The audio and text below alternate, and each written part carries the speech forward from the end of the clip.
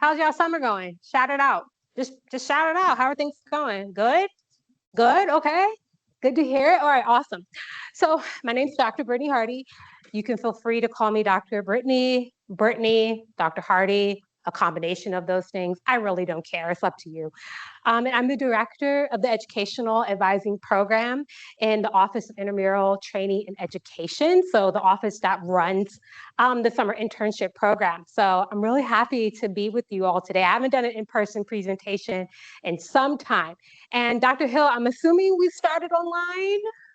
Okay, yeah, so to everyone online, hello, I cannot see you, but hopefully you can see me. I hope you're doing well, and I hope so far you're enjoying your time here at NIH. Okay, so what are we here for today, right? We're here to, as the title, obviously gives away, what can you do to increase your chances of getting into medical school while you're currently in college, right? That's what we're here for today. So first of all, I want to talk about who this presentation is really for, right? This is going to be the most useful for those of you who are current freshmen or incoming freshmen up to sophomores. This is going to be the most useful for you all who fall into that category. Current juniors, current seniors, right? You may be graduating this fall. You may find this helpful. I think you'll find elements of it helpful in this presentation. And if we have any postbacks, because postbacks tend to, pop up at random places sometimes. I love you all, but you probably should not be here. You should probably go to choosing and applying to med school, which I do in the fall. So that is who today's presentation is for. Okay, cool. So this is what we're going to talk about today, right? What we're going to talk about. We're going to do a broad overview of the application cycle for applying to med school. Discuss the critical elements of your application that you need to do to be a strong applicant. If anybody's interested in MD, PhD, that route, I know a lot of people, once they come here to NIH, they become interested in pursuing an MD, PhD. We're going to talk about some special considerations for those of you who are considering that path. And then I'm going to talk about resources, tips for success, general things like that. What I'm not going to discuss today, right? I'm not going to go over the application in great detail. I'm not going to go over how to choose the school that is the best fit for you, because most of you are a little far off away from that. I'm not going to talk about study strategies or learning interview skills in this workshop. Dr. Hill will be talking about interviewing for medical schools in a couple weeks. And I should have introduced my colleague back there in the back, Dr. Natasha Hill. She's one of the educational advisors and then also the deputy director of the summer program. So you've probably gotten a lot of emails from her. So thank you for Natasha being here. Okay, cool. So before we, get into the rest of the presentation, I just want to do a little temperature check. And same for you online. I just, kind of want to see what everybody's interested in. What are you planning on doing, if you go to med school, right? There's so many different variations of this, many that I didn't even list up here. So I just want to see, what is everybody interested in? So if you're interested in, doing, just DO or just an MD, raise your hand. What do y'all think? Okay. It's a decent portion of the room. I can't see what you all are putting online, but go ahead and put it in the chat what you're interested in. What about an MD, PhD? Or a DO PhD, and there are a couple more DO PhD programs that have come about. Okay, we have one, okay, 1, 2, 3, good.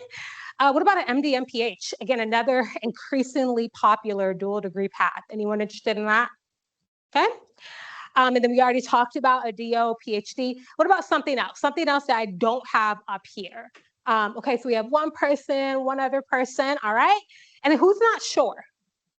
Show of hands. Anybody not sure? Okay, we have one person, couple people. Again, for those of you online, just go ahead and put in the chat, what your plans are, at least right now. We know that can change, but at least right now, go ahead and put in chat what you are interested in. So I'm going to say this up front. We have a lot of resources for summer interns this summer. So I just put some of those workshops and presentations here. I strongly encourage all of you to go to them, make the most of your time here. And you don't have to like I see a couple of you taking pictures and don't worry, you're gonna get the slides. And if you click on each one of these, I think this is the pointer, it's gonna take you directly to the registration for these, okay? All right. So first step of figuring out, how to increase your chances of getting into medical school while you're in college, right? I think this is really important. So I'm going to ask everyone to stay with me here, right? Is I think it's important to think about what your actual purpose is, right? It may seem obvious, well, I want to be a doctor because I like helping people, right?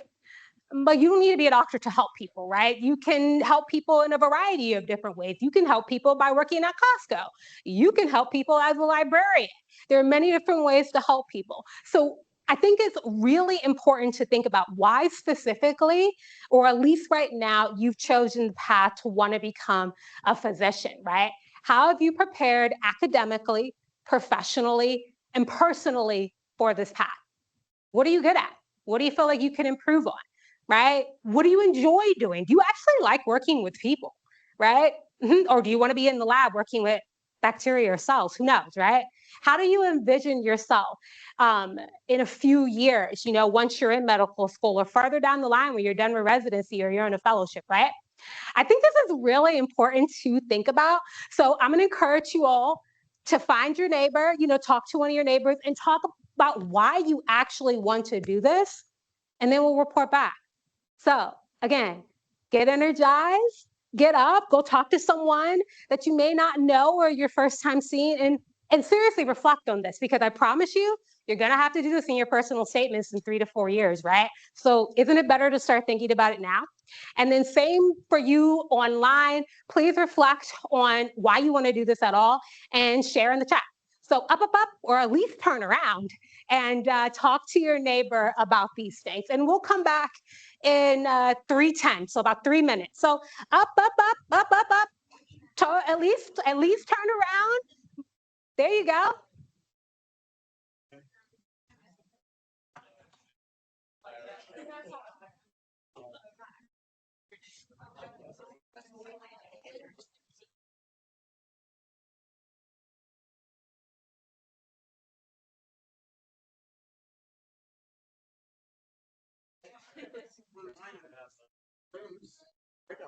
How many are online? Yeah, I guess if you think it would be helpful. Yeah, that'll be helpful.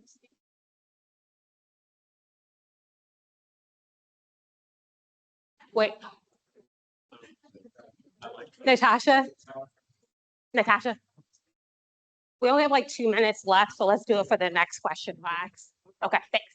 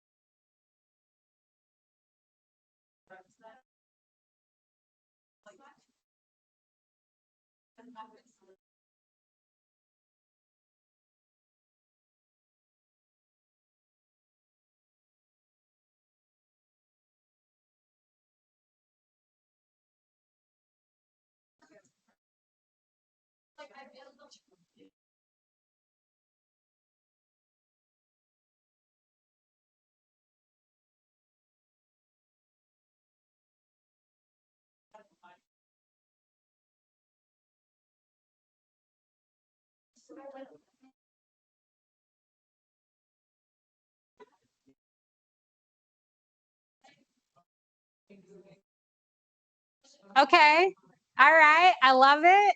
And we can all return to our seats. That was amazing. Okay, now I'm gonna ask some people to share. I don't call. We're all adults here. I don't call on people. So, anyone want to share? Why do you want to do this? What'd your neighbors say? Like, why do y'all want to do this? Anybody want to go?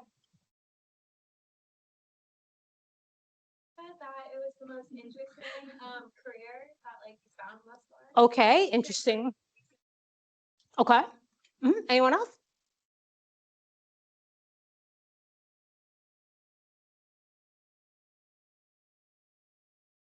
Every patient. Yeah, problem solving.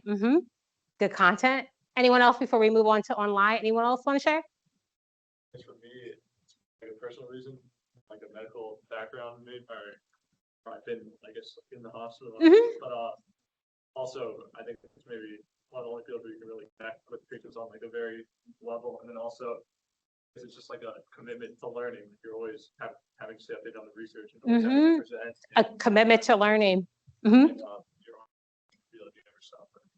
Excellent. Dr. Hill, could you read some of the responses from online, please?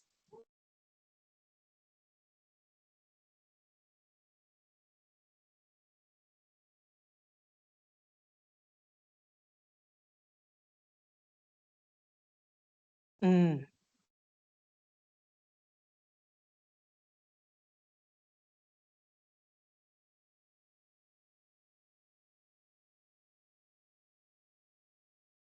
Mhm.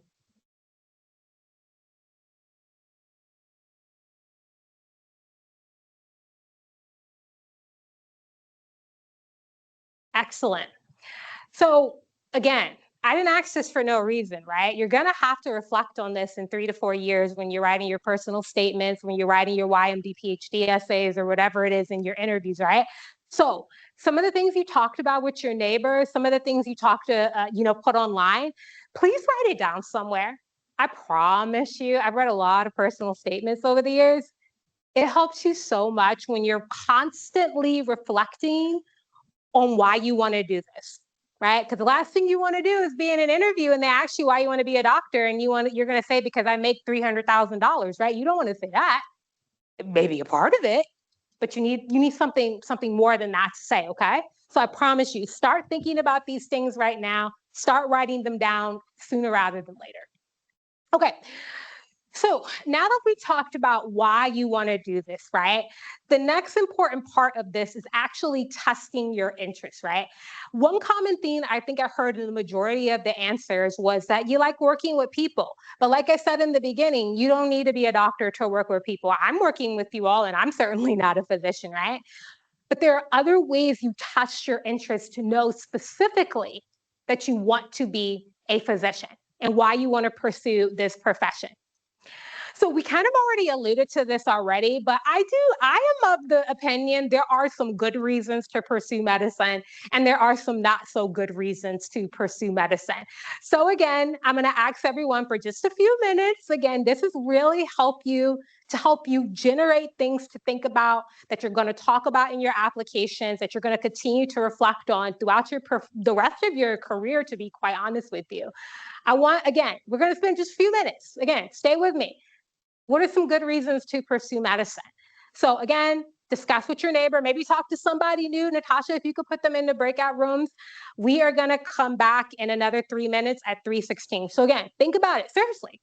What are some good reasons to actually pursue medicine and become a physician? Again, it may not be as straightforward as you think. So up, again, up. Talk to somebody new if you can, and think about some good reasons why you want to become a physician. And we will be back at 3:17. Wait a minute, y'all already talked. Y'all gotta what's your name? Omar. What's your name? Sia Omar. Into the crowd.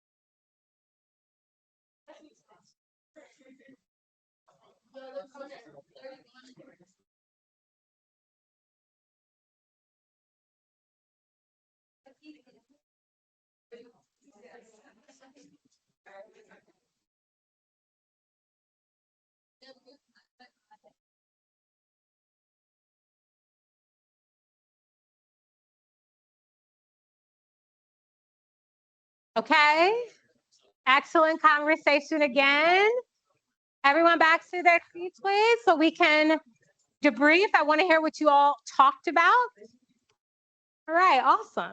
Okay, who wants to go? Somebody new, ideally? Somebody new? What y'all talk about? What's some good reasons to pursue medicine or becoming a physician? Who would like to share?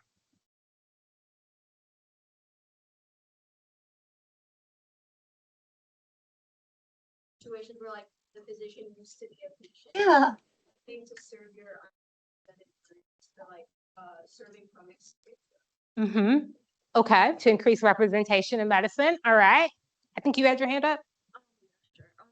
Like I'm an EMT, but kind of strengthened me because patients continue. So like having that. Yeah, that's a really important thing you need to demonstrate to admissions committee is that you've experienced with continuity of care. Very good point. Anybody else? Maybe from this side.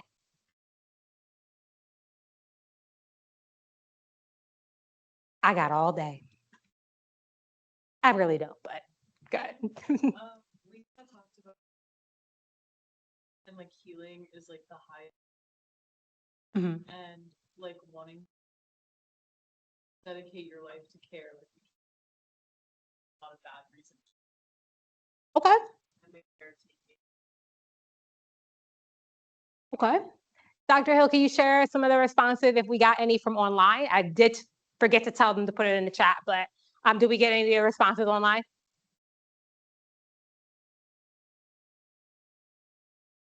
Oh, you said unmute. Oh, I didn't even know we could do that. Okay. You can, you should be able to unmute yourself. Maybe we can hear you. What are some good reasons to pursue medicine? If you don't want to unmute yourself, please put it in the chat. Again, this has helped you reflect. Anyone want to unmute themselves online? Oh, I have it right here. I see one. To learn to apply and communicate scientific topics for everyone. I want to try to be the brightest part of someone's worst day. Okay, all right, awesome. Thank you for participating. So here are some reasons, and some of you have alluded to these things already, right? About some good reasons to pursue medicine. You're generally interested in the biomedical sciences. You're interested in helping people. You want to improve patients' health. I think someone mentioned being committed to lifelong learning. You want to advance knowledge, science, and medicine. Someone over here on this side mentioned the problem-solving aspect of medicine. Something I didn't hear any of you mention is actually leading a medical team, and that is incredibly important to the unique role of a physician, right? Nurse practitioners can care for patients, but they don't lead a surgery team, right? That's only physicians. So make sure you remember that in the future. Okay, so now that we've talked about some reasons of why to pursue medicine, let's actually talk about now applying and how do you become a really strong applicant to apply to medical school. So the first thing I have up here is the timeline, right? Um, in general, applying to medical school in the United States, and this is generally the same for the AMCAS application, which is for 157 medical schools in the United States and Canada, the AACOMAS application, which is for osteopathic medical schools, and the Texas application, which is for the schools in Texas. They all generally follow the same timeline, give or takes a few weeks, but generally follows the same timeline, right? So applying to medical school is about a full academic year. This is a marathon, not a sprint, right? So for those of you who are considering wanting to actually start medical school, let's say fall 2028, right, in 2 years, ideally, you will want to take the MCAT sometime around fall 2026, the last date that you could take it. Every year is typically in September. Occasionally, they'll open October date, but it's generally September, all the way up to the April the next year that you're planning on applying, right? And we'll talk about general things about the MCAT a little bit later. In March of that year, you want to be contacting your letter writers, okay? Some of your schools are going to offer something called a committee letter or a letter packet, and you 100% want to try to get those, right? Because they're usually very strongly written letters, and they're basically your school's stamp of approval on you as an applicant, and the medical schools take that into high consideration. If your school doesn't offer it, don't worry about it. You just get your individual letters and move on, okay? Between April and May, you want to start actually collecting the experiences that you're going to talk about on your application. We're going to go into that and actually start writing the primary application. Early June, which is what a lot of our postdocs are doing right now, they're actually submitting their primary application. Around July is when you want to submit secondary applications. Secondary applications are individual applications that come from each medical school that pertain to that individual school, and they come after you submit your primary application. Some schools screen for MCAT, GPA, in-state, out-of-state, a variety of other things, but most don't. Between August and September, you want to prepare for interviews, and most interview invitations come out sometime between mid-August all the way up until around November. There's a break in December because, nobody's really working in December like that. And then they come back in January. The earliest I've ever seen an interview invitation come out was the last week of July, and is usually for your state school. So it's not very usual to get interviews in the end of July. You interview all throughout the fall and winter, and I literally had postdocs that have gotten interviews all the way up to like the end of March. So that's a really long interview season, and it absolutely does happen. And then sometime between the winter and the spring, especially if you decide to do early decision, you choose your school, and then the next fall you're off to med school, right? So again, this is a marathon, not a sprint, okay? So you need to make sure that you're accounting for this, how much time and effort this takes when applying to medical school. And like I said, this is generally the same timeline as DO and Texas schools as well. So like I mentioned, preparation is key. You really need to be thinking about what relevant experiences do you have, what necessary steps do you need skills you need to make it to the next step. What are barriers that are holding you back from getting these sort of experiences?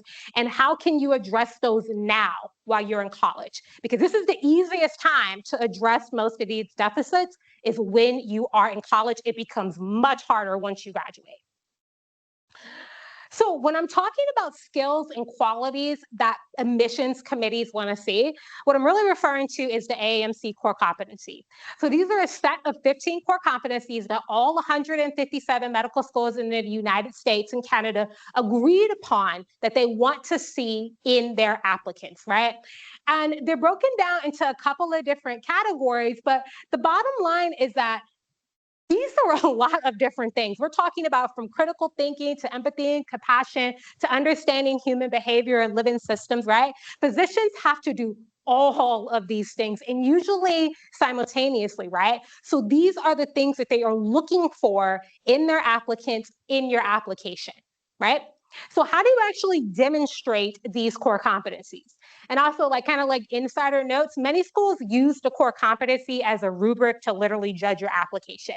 Like they're going through your experience and be like, how many times does this person show an understanding of human behavior? How many times does this person show that they are ethical to themselves and others, right? Many schools use this as a literal rubric to judge your applications. So very important that you're thinking about these as you're in college, gaining the experiences to be more competitive for medical school, right? So again, the key message here is the best time to address these gaps in your application is right now while you are in college.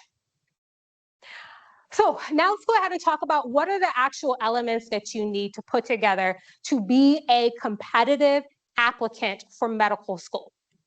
But before we get to that, I think it's important to think about how hard do you even think it is to get into medical school in the United States or Canada in the first place? So I'm just gonna ask a general question and shout it out. What percentage do you think of applicants actually matriculate into medical school in the United States or Canada? What do y'all think? Just shout it out. And same for those of you online, put in the chat what percentage of applicants you think make it into medical school. What do y'all think? 50? 25? 40? Anybody else? 10? Okay, someone's a little pessimistic. It's okay. Anyone else? What y'all think? 2%? Oof, okay. Anyone else? All right. About 42%, right? This is doable.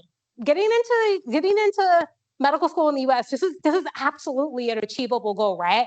So this is the data from last cycle. About 42% of applicants that applied to medical school in the United States, Canada were accepted. And about a third of these were reapplicants, right? So there is no penalty for being a reapplicant if you have to reapply. That's like a common misconception online. There is no penalty for being a reapplicant, okay? And the other thing that has happened, and I think this is a really important trend to think about, is the actual percentage of people being accepted into medical school has actually increased over the last couple of years, right? I kind of think that goes against like what we think in the national science and biomedical space, but it's actually increased. So I think that's a positive thing. Okay, what about DL school? What do y'all think for osteopathic medical schools? Do y'all think it's similar, lower, higher? What do y'all think for DO school? 50? Anybody else? You have a 50. Who else thinks it's higher, lower, about the same? 70%? 70%? 35? Okay. It's very similar within one standard deviation. It's very similar to MD schools. I think, unfortunately, a lot of people think about DO schools as a second option, and I strongly encourage people not to think that way. It is a fantastic option if you want to practice medicine, right? And very similar standards that the DO schools have. In fact, a lot have changed recently for DO schools in terms of competing for residency slots, taking the boards, et cetera, has changed a lot. Okay. Last one, what do y'all think about MD PhD? What do you think the acceptance rate is for MD PhD programs? What do y'all think? 20, 25, 30, anybody else? What about online? What do y'all think the acceptance rate is for MD PhD programs? 10 and 20%, about 30%. It's 1 out of 3. Again, this is not impossible to do. It's about 30%, right? And again, similar to MD, even in the really dynamic funding environment that we're in right now, this has gone up over the last year, right? So again, this is positive news. This is absolutely an achievable goal. Sometimes I think, especially for the MD PhD path, people think this is really unattainable. It's not. You can absolutely do this. Okay, so again, when we talk about being a competitive applicant for medical school, and again, what I'm about to present to you is data broken down for each kind of different path here. Keep in mind the ranges are far more important to look at than the individual number that I'm about to show you all, right? Okay, so when we think about grades, they do matter. especially your math and science classes, right? So you need to work on developing good study students now, good study skills now, asking for help, using your resources. Be wise in the professors that you choose, right? Some professors are just harder than others. I was an easy professor at MC. Like, so I had tons of people that wanted to sign up for my class, right? Try to find the, I want to say, not necessarily seek out the easy professors. You still want to challenge yourself in some way, but make sure that you are being wise when you're choosing your professors. Never take more classes than you can realistically handle, right? For most schools, a full-time student is 12 credits. For most of you, you're going to be taking about 15. But I know a lot of students want to graduate early because it's cheaper and you're ready to get started on the next phase of your life.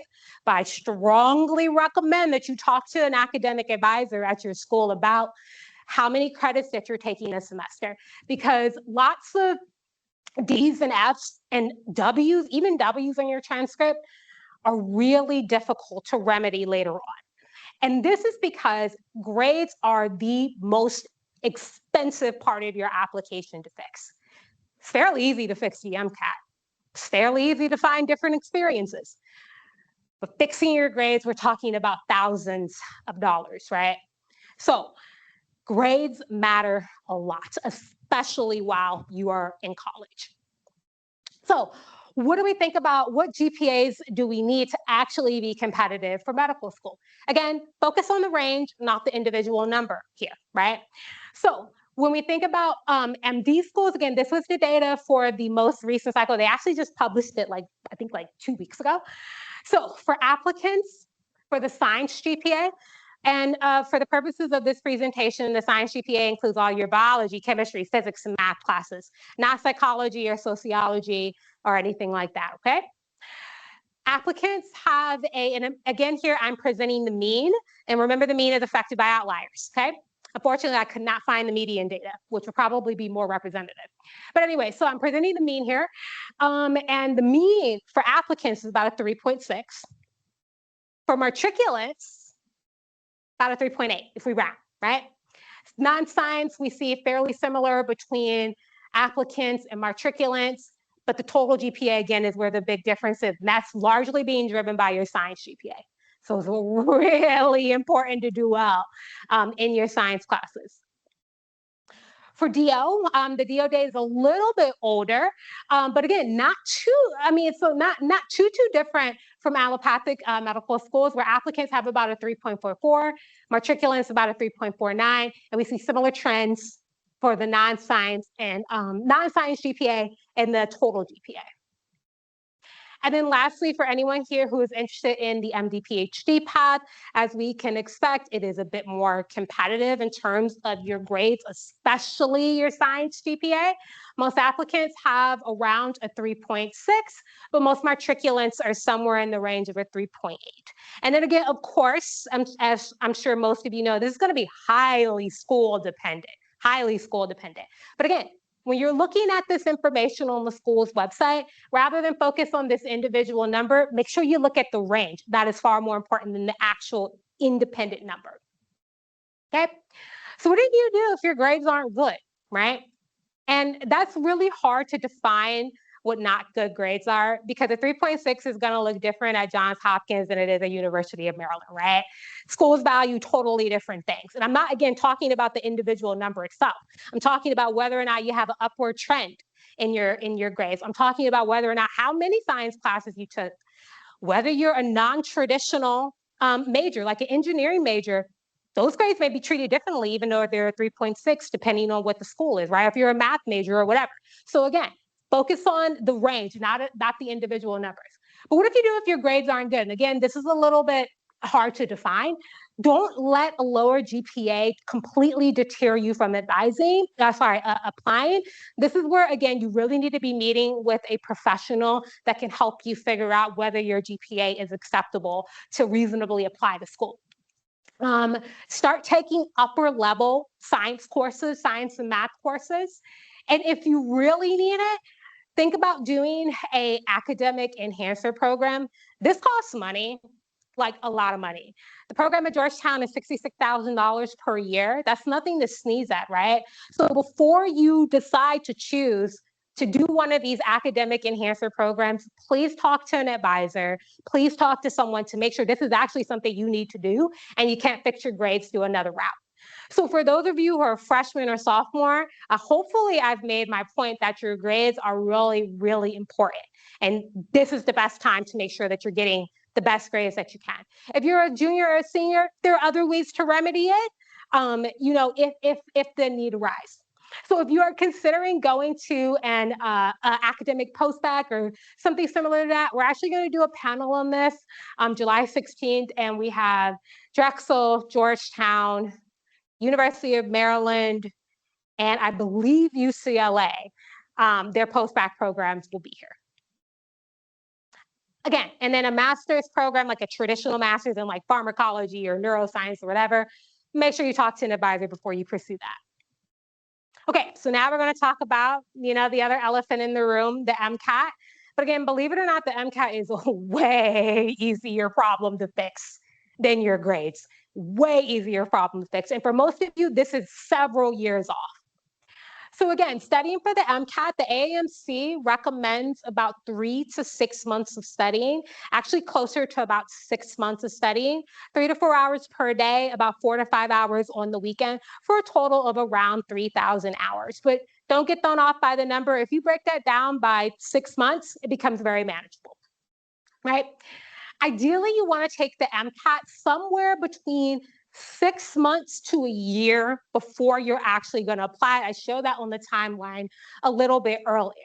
Is ideally when you want to take the MCAT. So again, I'm going to show you the data here. Again, focus on the range, not the individual number, okay? So for MD schools, the national median of all, national mean for all accepted applicants is a 512, and it has been going up. It used to be hover around like a 510.2, and in the last couple of years, it has trended up. So just be aware of that. That is what the national data is for MD. For DO, it's about a 502. And then as expected, for MD PhD, we're looking at about a 516. So when we think about for allopathic medical school, the 512 is about the 80th percentile historically, and a 516 is roughly like the 92nd percentile, okay? But I do want to point out something here, especially when we think about MD PhD. Take a look at that range, right? Look at the range here. It's about 5.5, right? So we're talking as low as, what is that, like a 511? Competitive for plenty of MD PhD programs, right? Make sure you take note of the range. And we actually compare it to the MD. Again, look at the range, right? Huge range of acceptable scores for the MCAT. So again, when you're evaluating this data online, look at the range, not the individual numbers.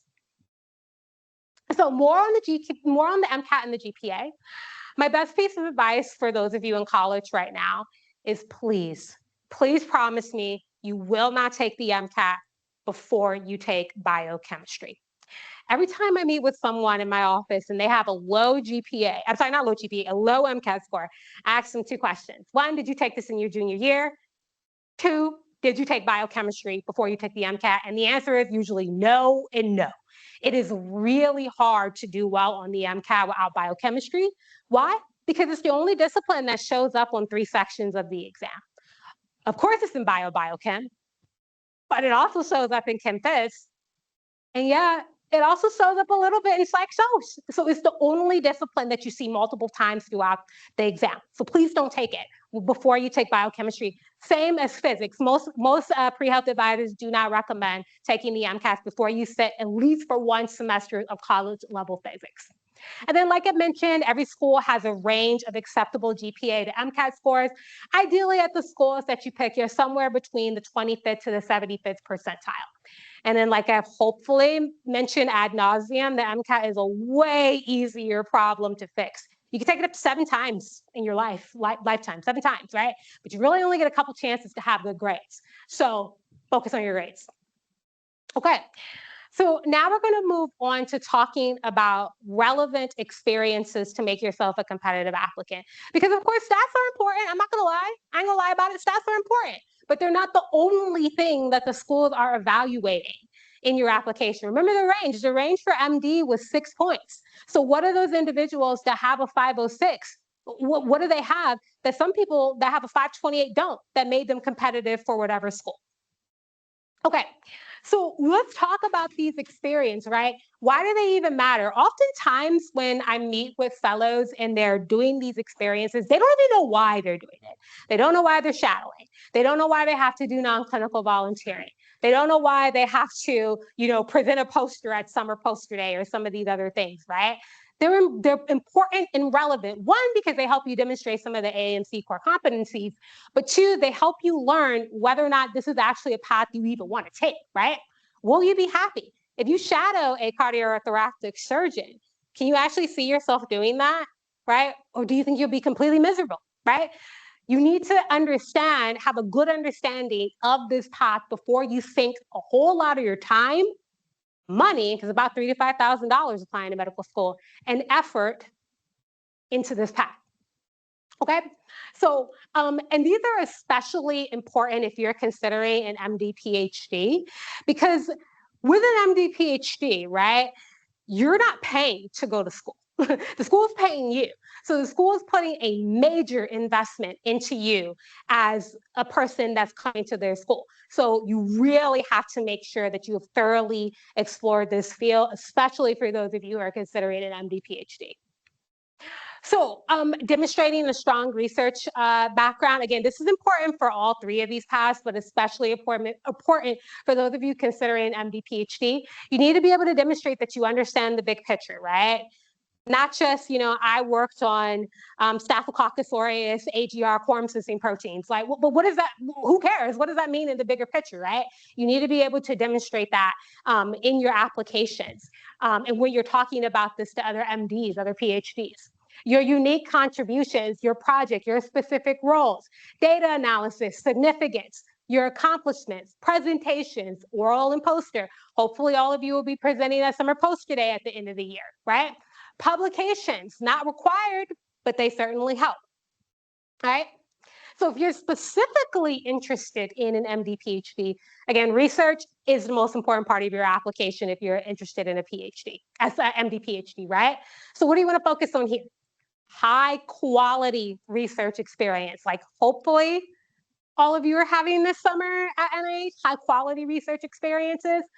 Quantity does matter a little bit in terms of like, they do need to see that you have been at least in a lab near full-time or full-time for at least a year. It's probably what most applicants have to make yourself more competitive, and most actually have more. So for the research experience, for those of you interested in MD, PhD, this is one of those rare times where quantity does matter. You do not need a publication. I don't care what Reddit says. I don't care what the Student Doctor Network says. You don't need a publication to be competitive for an MD PhD program. Most applicants don't have one, right? It helps, again, I won't lie, but do you need one? Absolutely need one? No, you don't.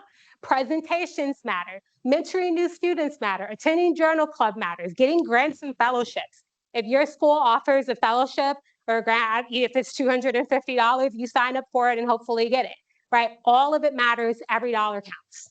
And I do strongly recommend that you attend the MD PhD panel, where we've invited various schools and members of their admissions committees. And I recommend going to that if you are interested in MD PhD. So how can you gain research experiences? Of course, ideally you can hopefully get them during your academic year while you're in school. Fellowships, summer internships, jobs, research technicians, lab technician. I was a lab technician before I went and got my PhD. It was one of the best experiences of my life. Consider doing additional growth or bridge year. Maybe consider coming back here to NIH, the postdoc program, right? Most of you probably have postdocs in your labs. Talk to them about how they apply. And there are other similar programs at other schools. So there's this one that's really well-regarded one at UCSF in San Francisco, the PrEP program. It's a year, very similar to the structure of the postdoc program here. So consider that. So outside of research, right? And again, all of you are here for the summer, gaining research experiences, and maybe you have a lab at your home institution that you are a part of. But outside of research experiences, again, they're important, especially for anyone considering MD, PhD. there are other experiences that you need to be competitive for medical school. So here I have this graph. This is from a website called MSTAR. It stands for Medical School Admissions Requirements. It is a subscription-based service offered by the AAMC. I think it's $28 for 1 year, $36 for 2. And for most of you, this is not an investment that you need to make quite yet, but it will be once you go and apply. And there is something similar for DO schools. It's called DO Explorer. It's very similar, but that one's free. So maybe you can look at that one now. And in that website, if you go to the pre-medical experiences of the first year class, what you see is this graph. And this graph is aggregate data that comes directly from the applications of people that went to, in this case, Albany Medical College, right? And these are the experiences that actual matriculants had on their application. So we can see here, 68% has some sort of non-clinical community service. Military service is usually fairly low, except for Uniformed Services University, which happens to be across the street. Shadowing a physician, clinical volunteering, paid clinical employment. I want to make a note about paid clinical employment because, yes, the number of matriculants that have had paid clinical employment has gone up nationally over the last 5 years. But can anyone guess why that may have happened over the last 5 years? What major global event just happened to happen within the last 5 years that maybe could explain this? Anybody want to give it a guess? COVID, right? Because many applicants that were going to apply in 2020 all the way up to 2022, realistically, delayed their application for whatever reason and got a job as an EMT or a scribe or an MA or a CNA or whatever. So just because you see in MSAR that 69% of applicants at Albany Medical College had a clinical job, that does not necessarily mean that that's valued by the school. That's just what was in the application. So you don't need a clinical job, but yes, it has gone up nationally and it is almost certainly due to COVID. And then research is really high at most medical schools. But again, you're here at NIH, you're most likely joined a lab at your undergraduate institution or maybe will, once you get back this up for this fall. Okay, so what are types of clinical experiences that are the most highly valued on medical school applications that make you the most a competitive applicant? So this is clinical volunteering. So this can come a variety of different ways. So this is like the traditional, like you're doing patient transport, or maybe you have like a comfort cart that you're going into different rooms. Some places will even let you be involved in triaging patients a little bit, especially like a free clinic will allow you to have a little bit more agency over your clinical experiences. Shadowing doctors is important, of course. If you shadow, you want to try to do active shadowing. That's when, ask the physician if you can at least ask a question to the patient. Some are going to allow it, some aren't, but ideally you want to do that active shadowing. Other clinical experiences, I know we have one EMT in the room, but being an EMT, some fire departments will pay for your EMT training. So you may want to look into that in your home areas. Paramedics, which require more training. CNA usually has a fairly low barrier to entry. There's some CNA programs that are only about 6 to 8 weeks for your training. Medical scribing, medical assistant, medical interpreter. If anyone in here speaks a second language, shout out to you because this is one of the most highly sought after skills in medicine, and you should 100% use it as a medical interpreter. Right?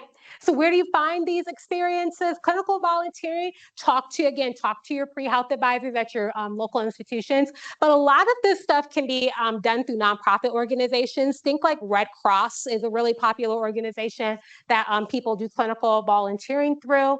Free clinics, things like that. Shadowing's typically pretty tough to get because you typically have to have an established network or at least know a physician in order to get shadowing. But use your network. Email, cold emails, it's not ideal, but it does work occasionally. It's not unheard of to have to email up to, 100 plus physicians before you get a yes, but I have had fellows do it. Just so everyone's clear on this, because I've already gotten some emails about this, there is no shadowing program at the clinical center. For those of you in the Bethesda campus, there is no shadowing program. All shadowing is done on an individual basis, and you do need OMS clearance to shadow in the clinical center. So again, there is no program, but it is possible. It's just on an individual basis. Okay, so if you're interested in DO, I think I've mentioned this before, but if you're interested in DO schools need to know that you truly understand the differences between allopathic and osteopathic medicine, right? So how do you demonstrate that? You need to shadow a DO. Many DO schools actually require that you have a letter of recommendation from a DO osteopathic physician, right?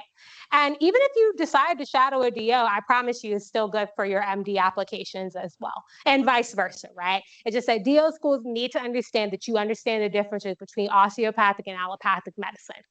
Okay, and of course, you need to talk about this in your personal statement. And please do not treat applying to DO schools as a second option.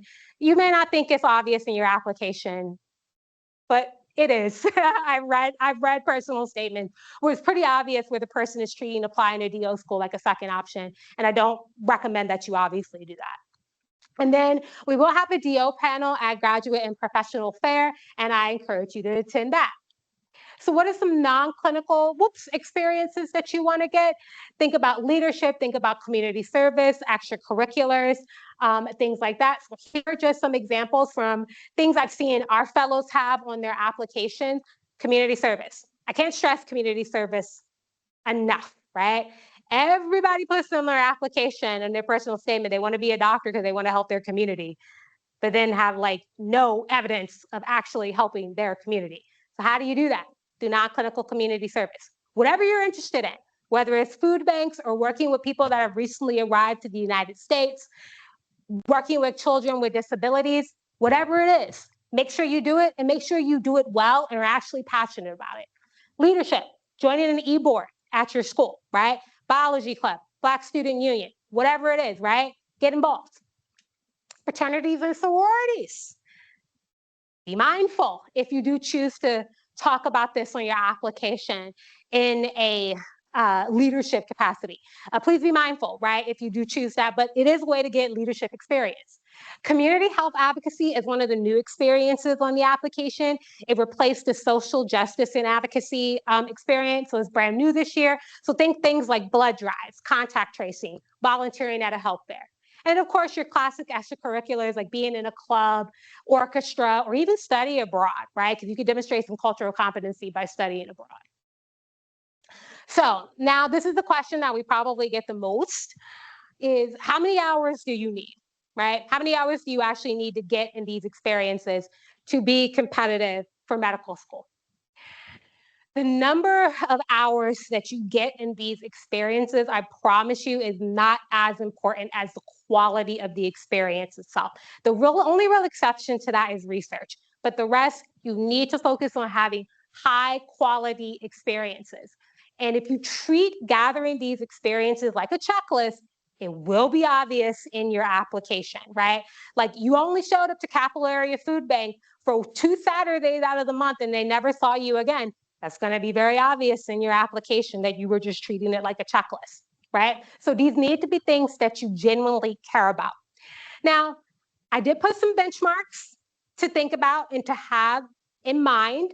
So for clinical volunteering, I would see, again, this is a benchmark. This is not an absolute number. Around 150 hours is probably the lower limit of what I see most successful applicants have. But if you look at the AMC data, most applicants have about double this, around 300 to 400. For shadowing, around 60 to 80. And particularly for shadowing, you want to try to shadow one broad field. So think internal medicine, family medicine, pediatrics, ICU, and then something specialized, dermatology, cardiology, plastic surgery, whatever, right? Is an ideal combination of shadowing hours that you want to get. And then non-clinical experiences, like I mentioned, around 150 hours per an experience is a good place to start, but especially for non-clinical community service, most applicants have about triple that. So somewhere around 600 range, right? So these are just benchmarks to have in mind, but don't take them as once I make it to 155 hours of volunteering at the hospital, I'm done. Nope, you need to keep going. Okay, so what other skills do you want to think about when you are applying to medical school and how to demonstrate that you're a really strong applicant?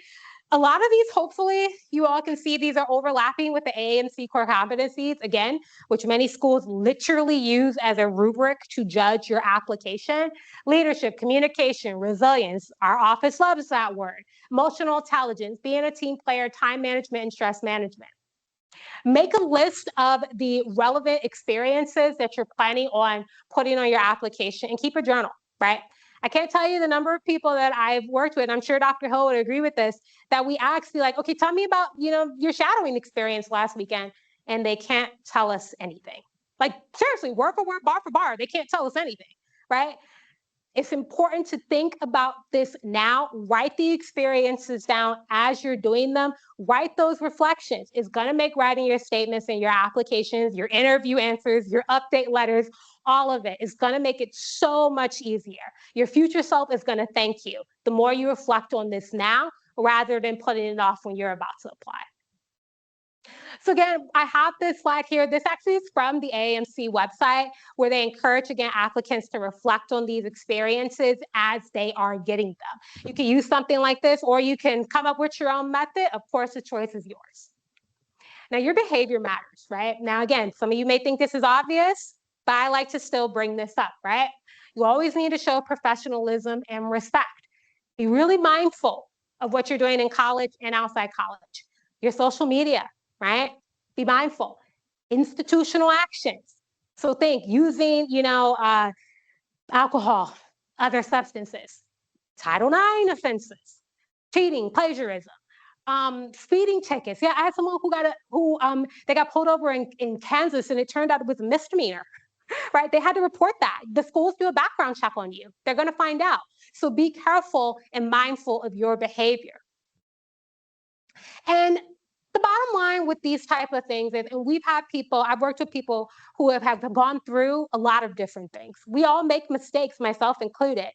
And you just need to show three things: remorse, reflection, and the rehabilitation, especially the rehabilitation. You need to show that you've actually taken some sort of corrective action to make sure that whatever you did is not going to happen again.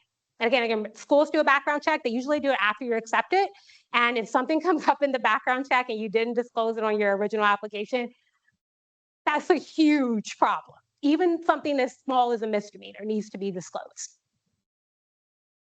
So letters of recommendation obviously are very important. This is especially true for MD PhD. Letters of recommendation are especially important for MD PhDs, particularly from your research advisors. So this is where your recommenders are going to showcase your skills, academic, scientific, leadership. Ideally, they're going to use concrete examples from their experiences with you. And of course, you're going to primarily focus on your STEM professors, research advisors, doctors you shadow.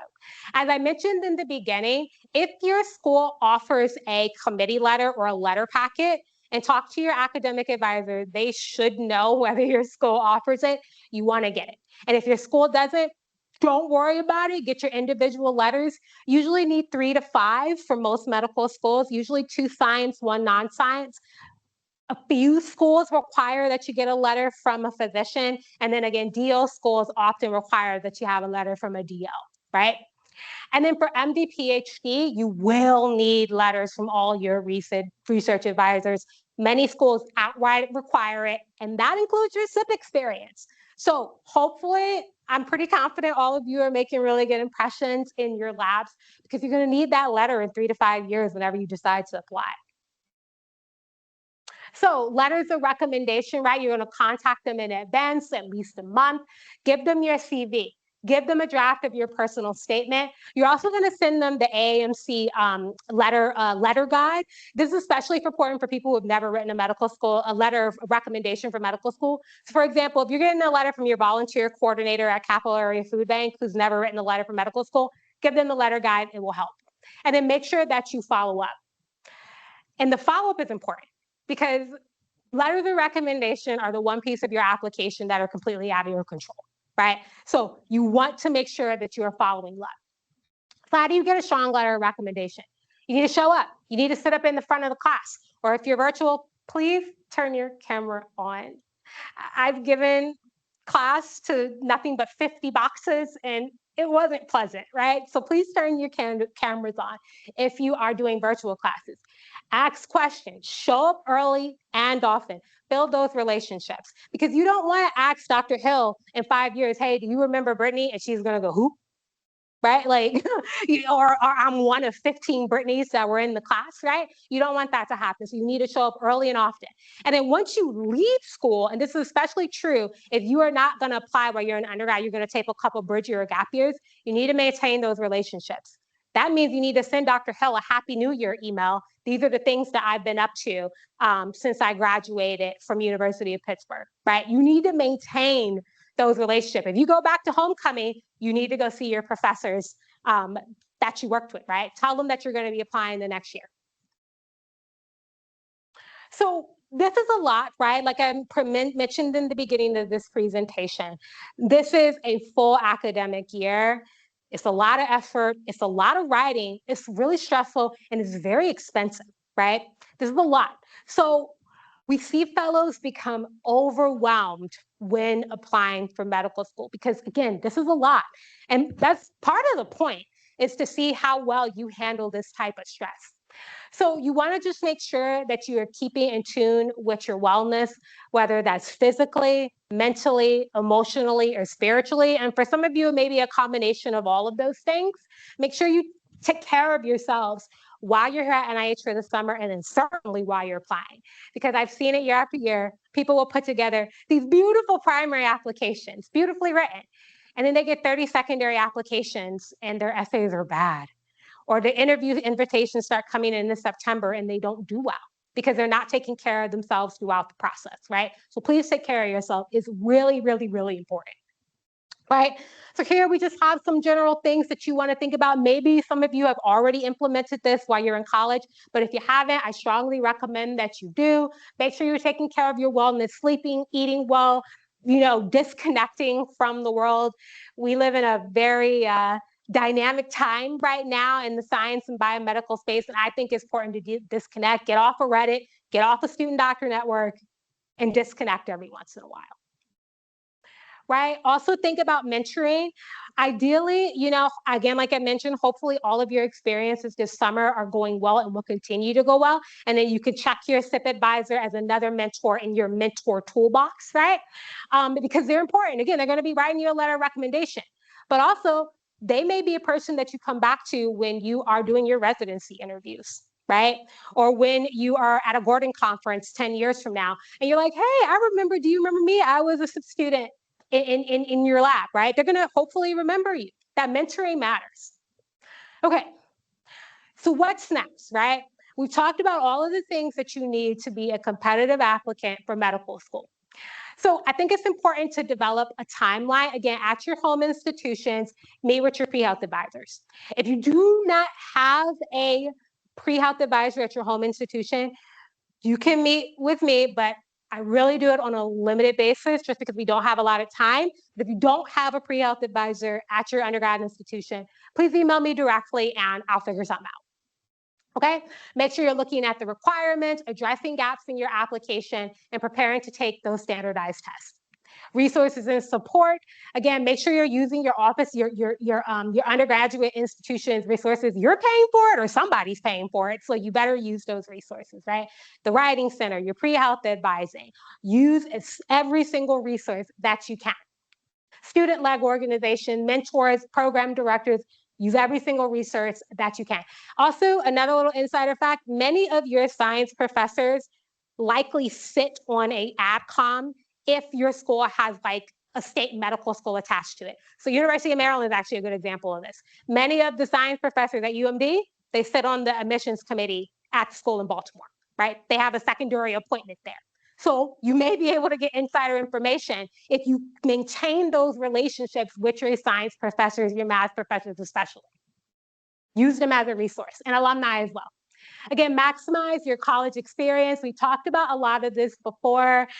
Make sure you are taking care of your grades, exploring your interests, having meaningful experiences, building your network. That's why I tried to get you all to talk today, because this is still a part of your network building, taking care of yourself. And of course, having fun. I have fun in college too, but not too much fun, right? Like DC's cool, but not too much fun this summer, right, y'all? I see some heads nodding. Okay. Okay, so think about 2 to 3 things that you're gonna do in the next year that are gonna help you get to the next step. I think that's really important. So what to do next, again, keeping with this, keep those 2 to 3 things in the visible place, write it down, put it on a whiteboard, whatever you gotta do, right?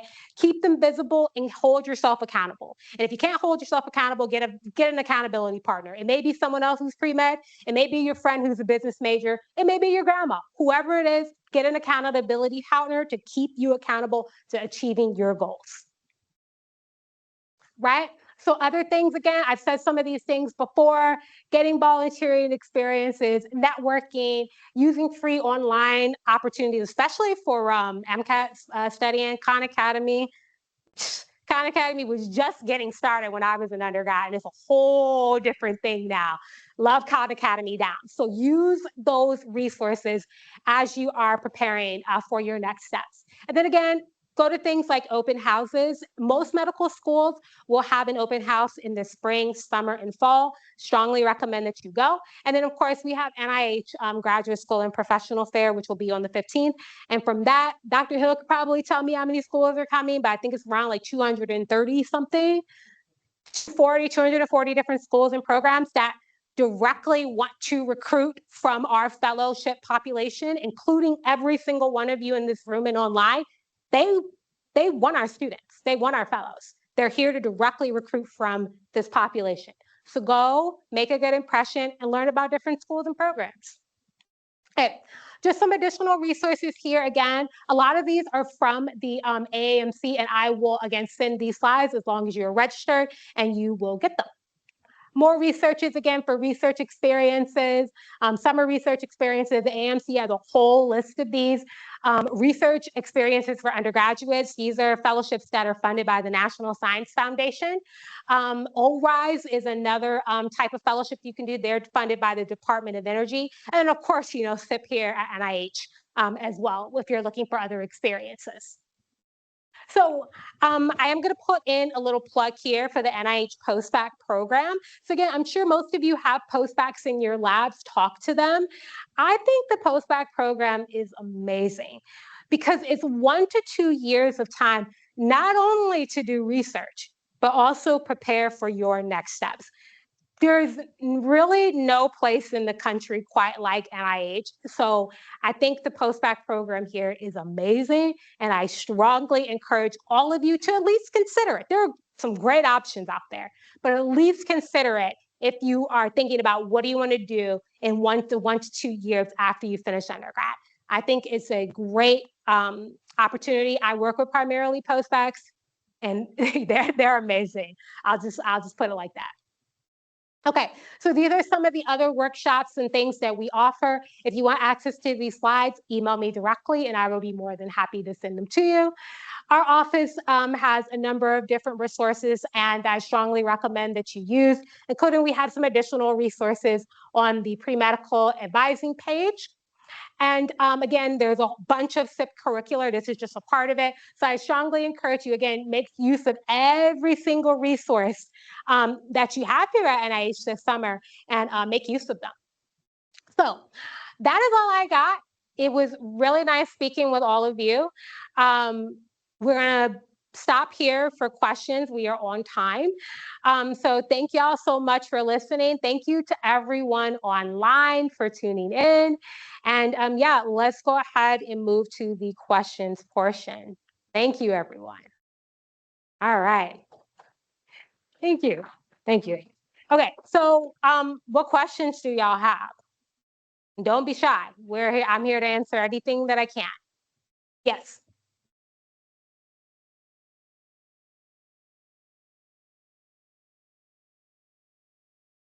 Mm-hmm.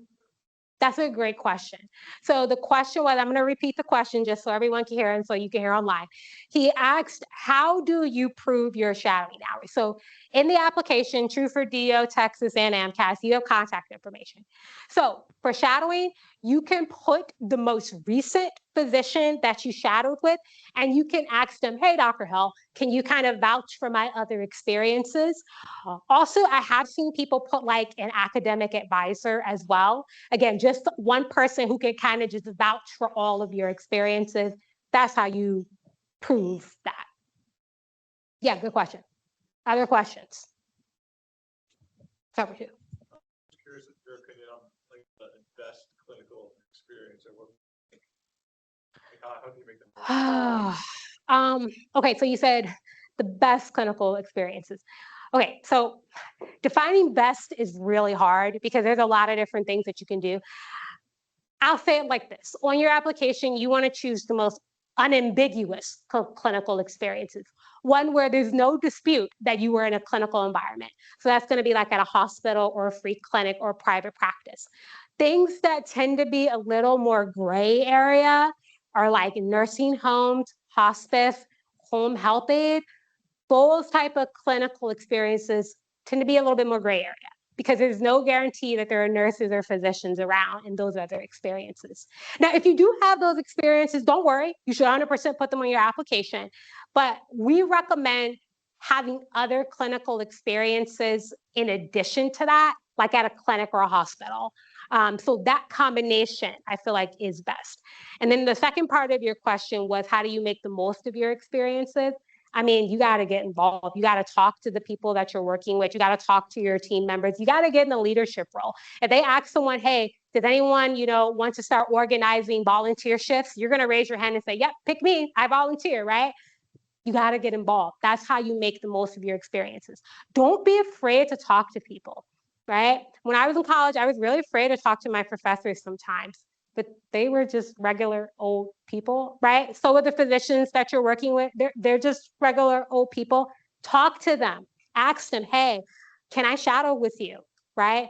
Wait a couple weeks, build up a good rapport first, right? Be on time, show up, and then ask. That's how you make the best of your experiences, the most of your experiences. And then in terms of, again, you said like the best, again, unambiguous, things like EMT. No one's going to dispute that an EMT is clinical. No one's going to dispute that being a scribe is clinical. No one's going to dispute that being a medical assistant is clinical. So things like that. I think there was a question over here. Yeah, go ahead.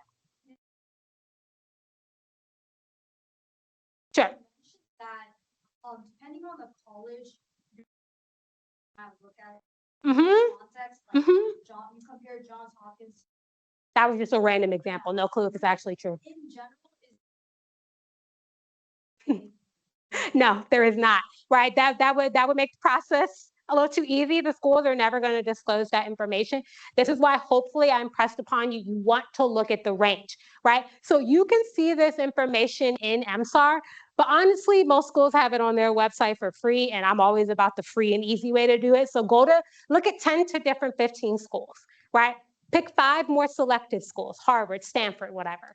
Pick 5 big state schools, University of Michigan, University of Maryland, Ohio State. Pick 5 schools where you won't be heartbroken if you don't get in, right? And then look at the ranges. That should give you an idea of where you want to be at for each one of those schools. Does your undergraduate school you go to really change how they view? It can. I see what you're saying, right? Because for some undergraduate schools, it's just harder to get an A. Is that what you're saying?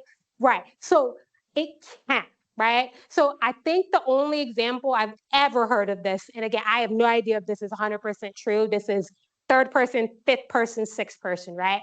Is William and Mary. William and Mary is a really tough school. It's hard to get an A there. So certain schools will take your GPA and William and Mary a little bit higher in consideration. Again, is that 100% true? I don't know, but it is something I have heard through the grapevine over, my years doing this. I think did you have your hand raised? We'll come back to you. Go ahead. You said certifications? Yeah. So like having mental health ones. I guess I would need to see the certification itself, but yeah, probably. Right? It just more demonstrates that you have explored your passions and interests and you still arrived at you want to be a physician, not a clinical psychologist, right? You want to be a physician. So yeah, I would wager it would matter.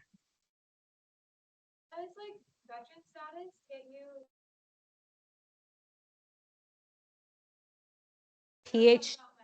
PhD or law school? So I believe it depends on the way the school is funded, whether or not veteran status actually matters. Now, for law school, I cannot speak on, but for PhD programs, I believe it depends on how the school is funded, if they take being a veteran into consideration. I know at USIS they do, which is again across the street, they do. And I do know that I believe if you are a veteran that you are able to get, I don't want to say better access, but I think they take you into more consideration for like the public health service and some of the scholarships that the military offers, right? There are a few scholarships that the military offers in exchange for time for youth to pay for med school. And I believe you're taken into a bit higher consideration for those, but I cannot speak on law school. Mm-hmm. You guys speak up for me.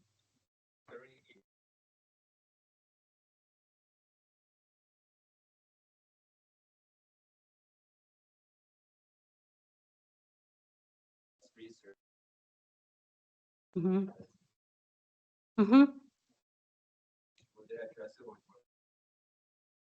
Mm-hmm. Anything you put in your application is fair game for them to ask you in an interview. From disclosing, writing an other impactful experiences essay, if you went through some type of adverse situation in your life, to you got the same MCAS score the 2 times you took it, to the discrepancies in your research, anything is fair game to ask in your application. So you need to be prepared to answer any question related to your application.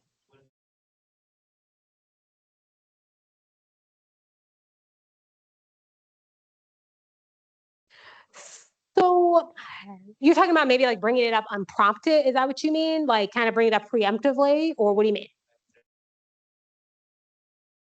So I would say for MD PhD programs, I would wager it would be more likely for MD PhD programs to explain discrepancies in your application, and you should be prepared to answer it.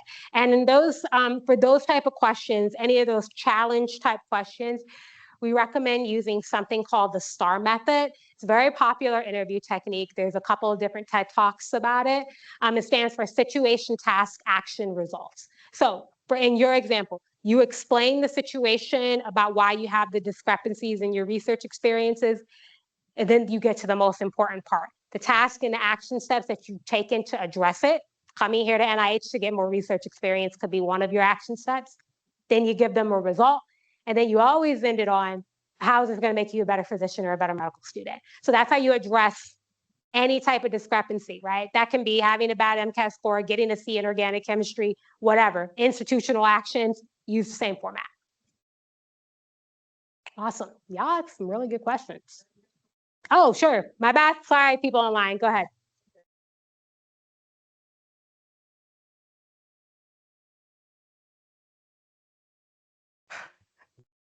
Oh, I love this question.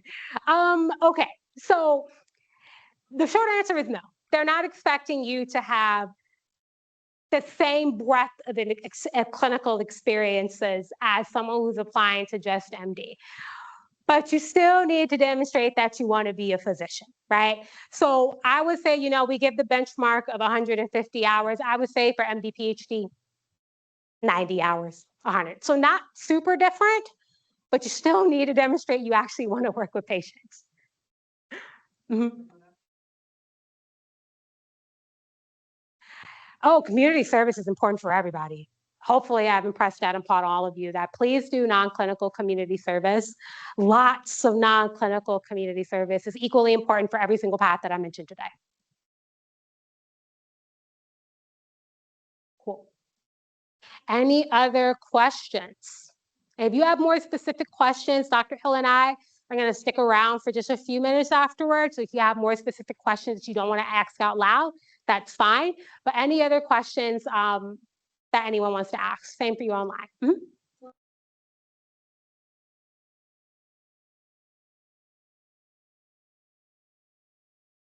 I had someone who they won a Rocket League competition, an esports Rocket League competition, and the way that they wrote about it in their application was like a movie. It was incredible. They were like one of the people that you see on Twitch that won. It was incredible. Probably one of the most unique and well-written experiences I've ever read. But that's a non-clinical. If I'm thinking about clinical, I had one person who I can think of.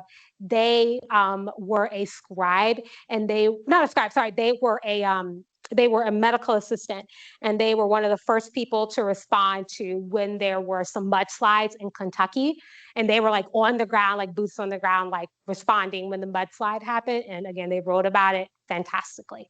But you don't need super extraordinary experiences like that to be competitive. You just need to have experiences that you genuinely care about.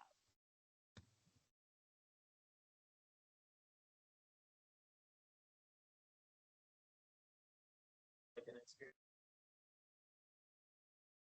The mudslide experience reminded me of one situation where I was working as an EMT, and my partner was attacked by a homeless person's pit bull. So he became a patient, and I had to take care of him. Oh no, are they doing? I'm hoping they're doing okay. Is there any way to handle that? Because I mean, I know that there can be some risk in just like picking one experience like that and then just like mastering it all over your.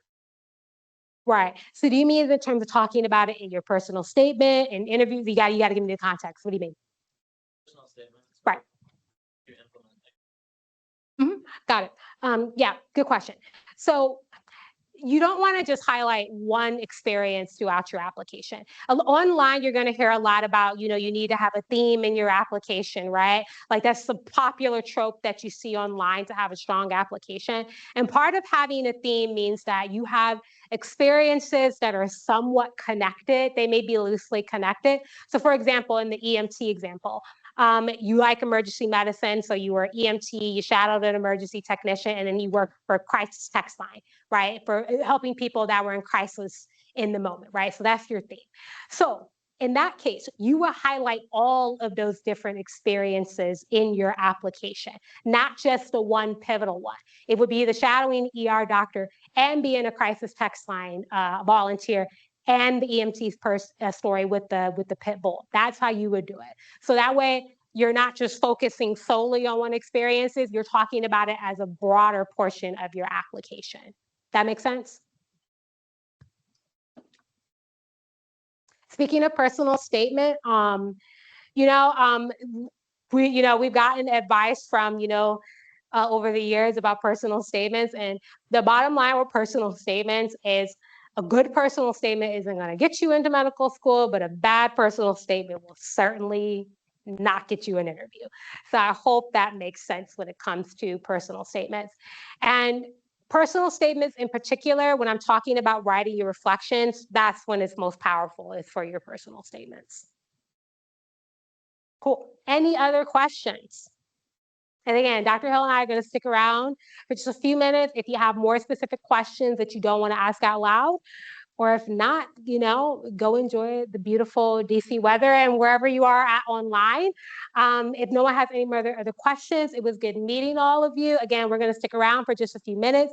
And I hope all of you enjoy the rest of your time here at NIH. Don't be a stranger. Come say hi if you see me around. I love talking with all of you. So it's good to see everyone here. Take care, y'all. Bye, everyone. And again, if you have specific questions, stick around and come ask. I'm more than happy to answer. Bye. Bye, Omar. Good to see you. And Dr. Hill is also in the back, too, if you don't want to.